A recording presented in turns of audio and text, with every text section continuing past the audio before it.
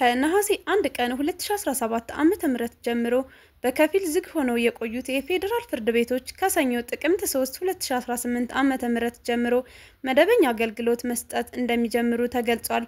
የፌዴራል ፍርድ ቤቶች ዳኞች የሚሰጡት የዳኝነት አገልግሎት ክብደትና ውስብስብነትን ግምት ውስጥ በማስገባት በቂ ረፍት እንደሚያስፈልጋቸው ታምኖበት በዓመቱ መጨረሻ ለተከታታይ ለሁለት ወራት ማለትም ከነሐሴ 1 ቀን እስከ መስከረም 30 በከፊል ዝግ ሆነው እንደሚቆዩ ይታወቃል። ፍርድ ቤቶቹ በከፊል ዝግ ሆነው በሚቆዩባቸው የሁለት ወራት ጊዜ በባህሪያቸው አስቸኳይ የሆኑና ጊዜ የማይሰጡ እንዲሁም ለውሳኔ የደረሱ መዛግብትን መርምረው ውሳኔ የመስጠት አገልግሎቶች ቀጥለው ቆይተዋል።